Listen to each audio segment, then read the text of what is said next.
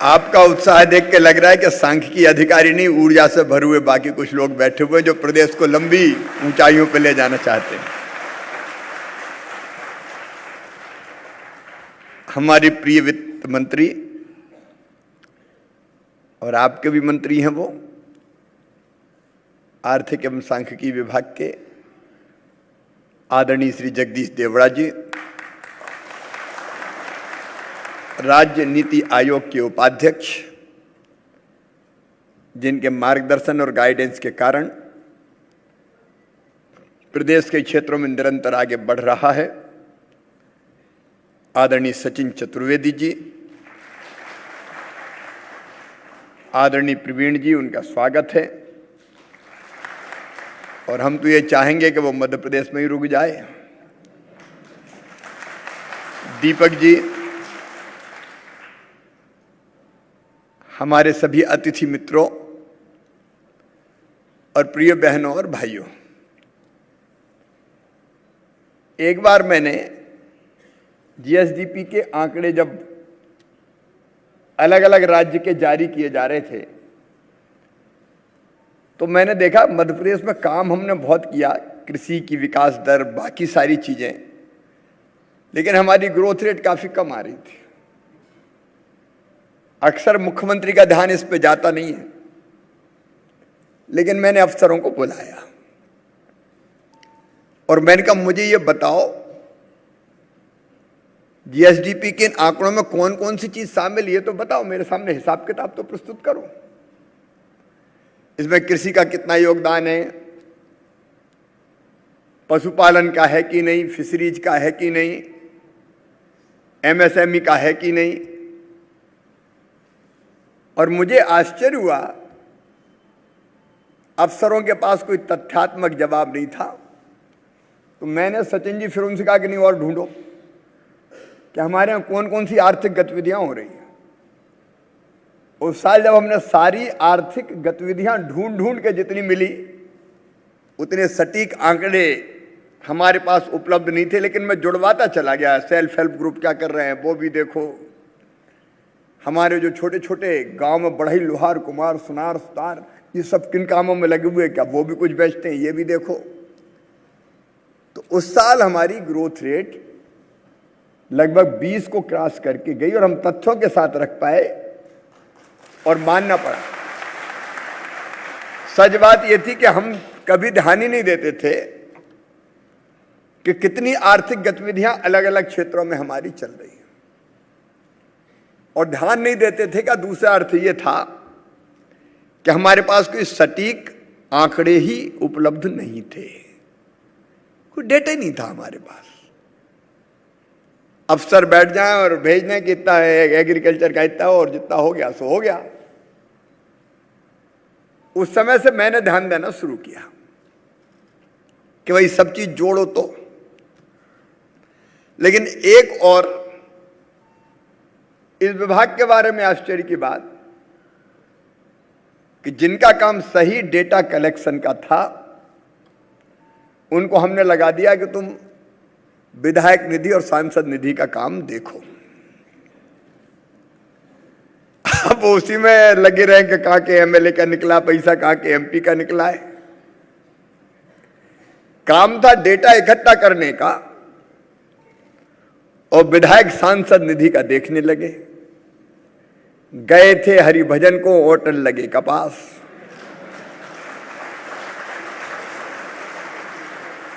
वित्त मंत्री जी, सबसे पहले ये सांसद विधायकों का काम इनसे वापस लो भाई, ये इनका काम ही नहीं है। ये हम आज ही फैसला करते हैं, इसके लिए कोई दूसरी व्यवस्था बनाएंगे। अब जो काम हमें सटीक करना है,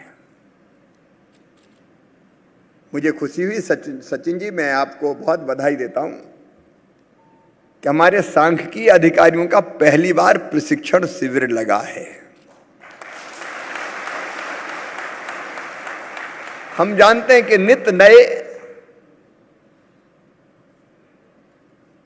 अलग अलग तरह के डेटा कलेक्शंस के साधन आ रहे हैं, परिवर्तन रोज हो रहा है। अब हमारी जानकारी में ही नहीं आएगा तो हम उसमें एक्सपर्ट कैसे बनेंगे?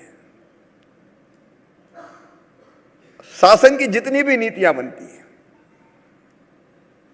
आप कल्पना करो मित्रों, अगर हमारे पास डेटा ही नहीं होगा तो वो अंदाज पे आधारित होंगी, और नीति ही अगर अंदाज पे आधारित बनेगी तो उसके सफल होने का कोई सवाल ही नहीं है। आप किसी भी क्षेत्र में देख लो, कुपोषण दूर करना हो, शिक्षा की ठीक व्यवस्था करना हो, अलग अलग हितग्राहियों को लाभान्वित करना हो, हमारे पास डेटा ही नहीं है तो हम कैसे अंदाज लगाएंगे? अंदाज तो लगा सकते कैसे हम ठीक रोड मैप बनाएंगे और कैसे उसको क्रियान्वित करेंगे। मित्रों, जिस प्रकार कंप्यूटर में दिखती तो हमको स्क्रीन है, परंतु सारा काम अंदर बैठे हुए सीपीयू का होता है। सीपीयू जितना अच्छा होगा, कंप्यूटर स्क्रीन पर हमारी चाहिए गई जानकारी उतनी ही तेजी से प्रोसेस होकर हमें मिल जाएगी। और किसी योजना के निर्माण से लेकर उसके क्रियान्वयन तक का सारा दारोमदार उस डेटा के ऊपर आधारित होता है जिसके आधार पर योजना बनाई जाती है। और उसके क्रियान्वयन का क्या प्रभाव हुआ? अब मुख्यमंत्री जी भाषण दे रहे जनता में, भाइयों और बहनों हमने चमत्कार कर दिया, फलानी योजना बना दी। अब तुम्हारे पास डेटा ही सही नहीं थे, योजना सब तक पहुंची ही नहीं, तो 10 वहीं खुसर फुसर करेंगे, वैसे ही दे रहे हैं, तो ना तो प्रभाव होगा ना सब तक पहुंचेगी। लोग लाभान्वित हो ही नहीं सकते। अरे केवल शासन नहीं, हमारे दैनिक जीवन की सारी गतिविधियों का आधार भी डेटा होता है। मैं तो परिवार की बात करता हूं, अगर वही डेटा नहीं है कि आमदनी कितनी है, किधर से कितना पैसा आएगा और काय में जाएगा, अगर ये डेटा हमारे पास सही नहीं हुआ तो जितनी चादर है उससे ज्यादा पांव फैला दिए और बाद में पैसा ले लिया उधार, तो उधारी वाला डंडा लेके घूम रहा, अगला मेरा पैसा। किसी भी क्षेत्र में बिना डेटा के काम नहीं चल सकता। और जो वर्तमान सदी है, ये सचमुच में डेटा युग है। इसके पहले डेटा का इतना मतलब नहीं समझा जाता था, और इसलिए शायद प्रधानमंत्री श्रीमान नरेंद्र मोदी जी ने आत्मनिर्भर भारत के निर्माण का जो संकल्प लिया,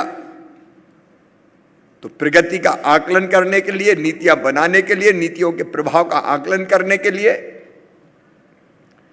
डेटा की आवश्यकता पर बल दिया, और डेटा भी ऐसा जो शुद्ध हो, विश्वसनीय हो और गुणवत्तापूर्ण हो।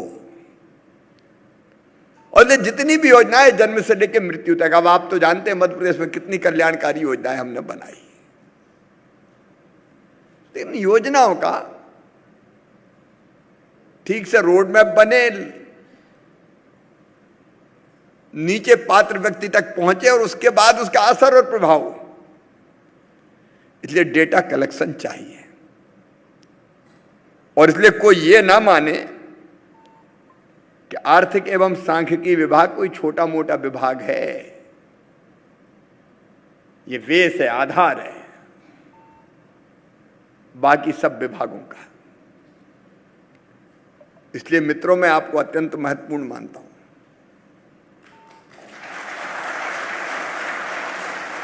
और मानने के साथ साथ अब जरूरी है कि आपको ट्रेनिंग भी पूरी दी जाए। अब ट्रेनिंग तो हो गई, लेकिन साधन ही आपके पास नहीं है। आपके पास लैपटॉप नहीं है, आपके पास कंप्यूटर नहीं है, जरूरी चीजें नहीं है तो फिर तो रोकड़ बही में लिखेंगे। अब अभी हमें बता रहे थे सचिन जी के कागज में अपना टाइप किया हुआ रखा है, आंगनवाड़ी में बच्चों की संख्या लिख दो नीचे। अब आज के जमाने में इससे काम थोड़ी चलेगा। आपके पास संसाधन चाहिए, और इसलिए मैं आज आपको यह आश्वस्त करने आया हूं कि जो काम आपका नहीं है वो आपसे नहीं करवाएंगे। जो काम आपका है डेटा कलेक्शन का, उसके लिए पूरी ट्रेनिंग भी देंगे और उसके लिए आवश्यक व्यवस्थाएं भी करेंगे।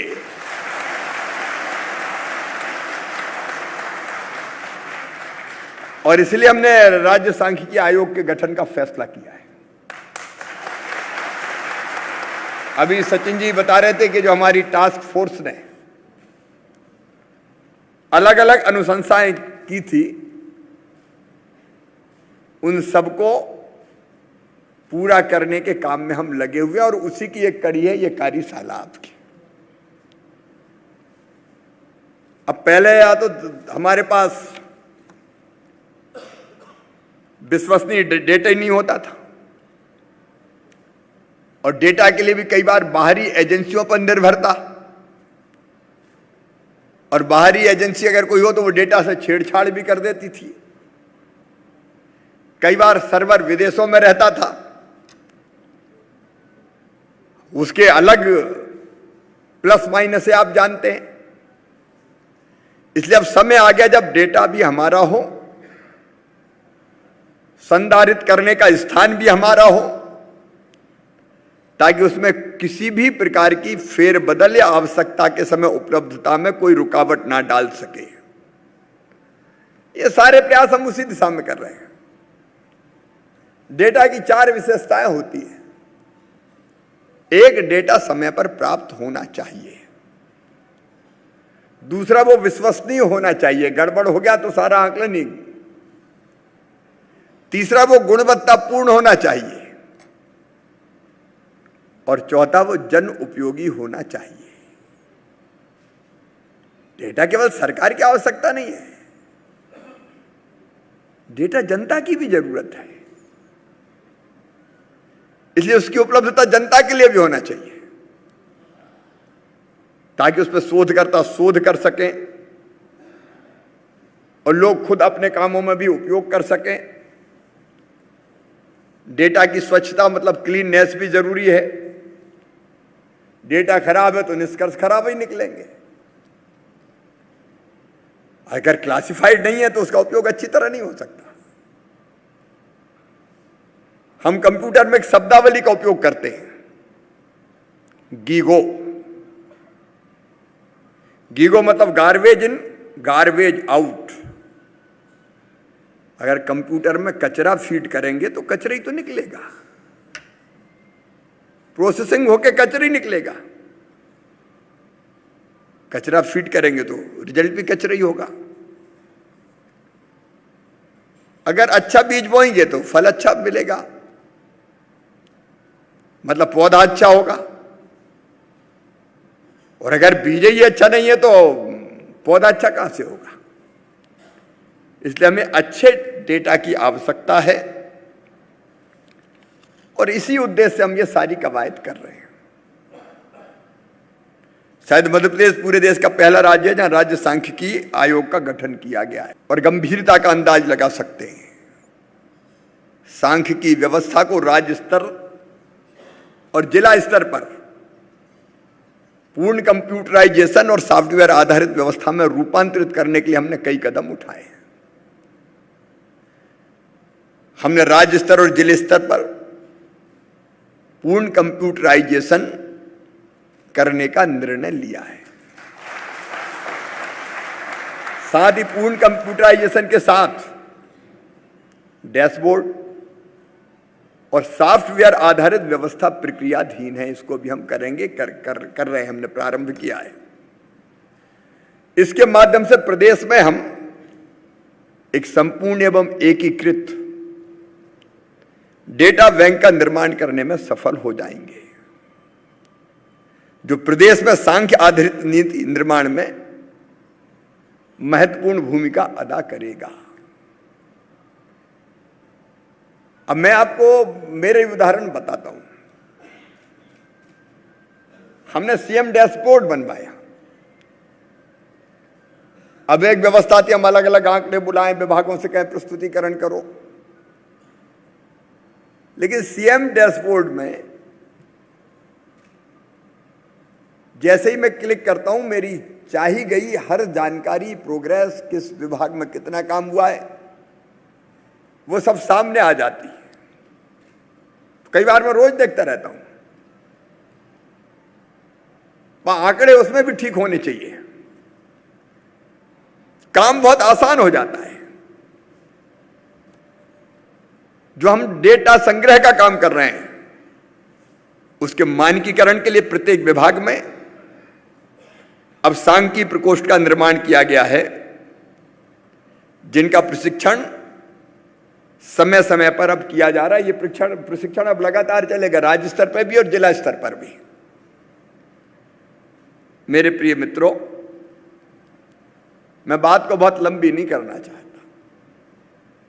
अभी सचिन जी बता रहे थे, प्रधानमंत्री जी ने फैसला किया। देखिए, देश या प्रदेश को आगे बढ़ाना तो हमको टारगेट फिक्स करने पड़ेंगे। आप खुद सोचिए, अगर आपने तय कर लिया कि आज मैं इतना काम करूंगा और महीने भर में इतना करूंगा और साल भर में इतना करूंगा,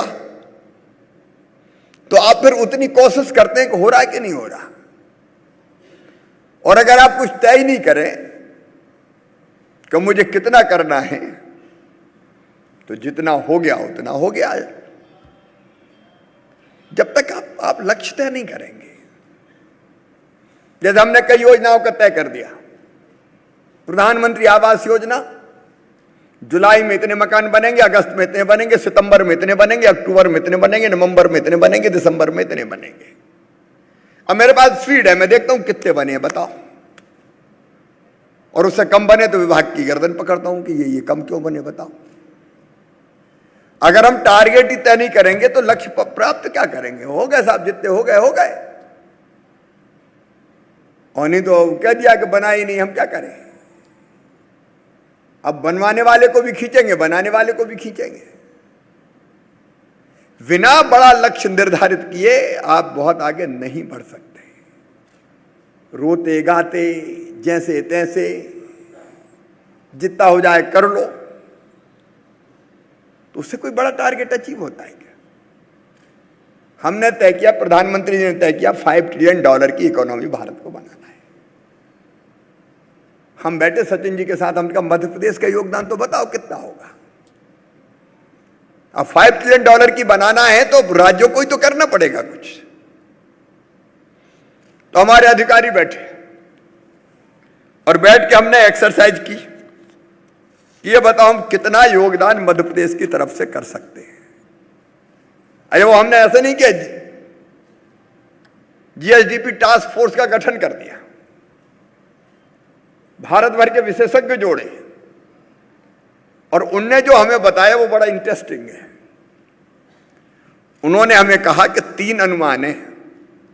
अच्छा, करना कब तक है? 2025-26 तक। तो उन्होंने 3 अनुमान बताए। एक बताया $232 अरब,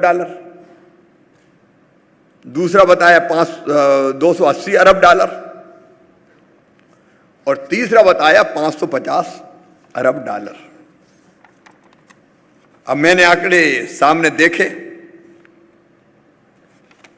अब देख के मैंने राज्य के अधिकारियों से कहा कि ये 3 हैं। एक, रोते गाते झीकते जैसे तैसे अगर चलना हो तो कितना करेंगे? $232 अरब हो ही जाएगा। दूसरे थोड़ा सा प्रयास करेंगे तो $280 अरब हो जाएगा। और तीसरे अगर जी जान से जुट जाएंगे, परिश्रम की पराकाष्ठा, प्रयत्नों की परिसीमा कर देंगे तो $550 अरब हो जाएगा। अब हम विचार करने बैठे, समय ज्यादा हो गया है। अब हम विचार करने बैठे कि 232, 280 की 550, तो तो हमारे कई अफसरों ने कहा कि साहब 280 ठीक है, बीच का रास्ता थोड़ा थोड़ा बहुत कर लेंगे। हमने कहा नहीं, हम तो महत्वाकांक्षी लक्ष्य रखेंगे $550 बिलियन।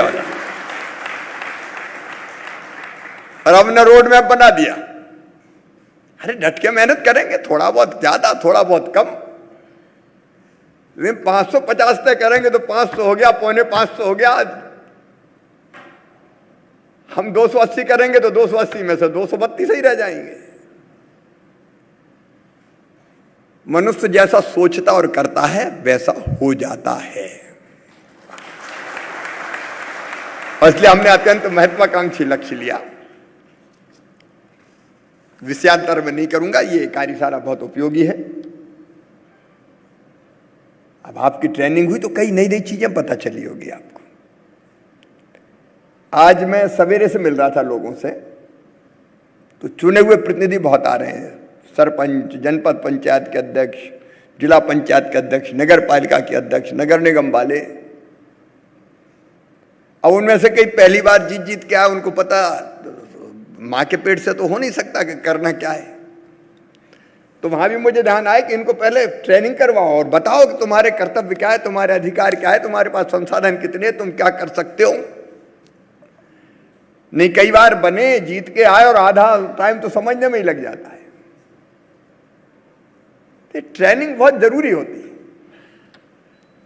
और ये ट्रेनिंग एक निरंतर चलने वाली प्रक्रिया है। और इसलिए ये फैसला ठीक है कि राज्य स्तर पर भी ट्रेनिंग, और ट्रेनिंग भी एक बार नहीं। अगर नई चीजें कुछ हुई हो तो फिर उसकी ट्रेनिंग, क्या ये और जुड़ गया इसमें, तो ये निरंतर चलती रहे, राज्य स्तर पर भी, जिला स्तर पर भी। और मुझे पूरा विश्वास है कि सही डेटा होंगे तो हम टारगेट सही तय करेंगे, और जो लक्ष्य तय करेंगे उस पर निशाना भी सही साध के उसको भेज देंगे।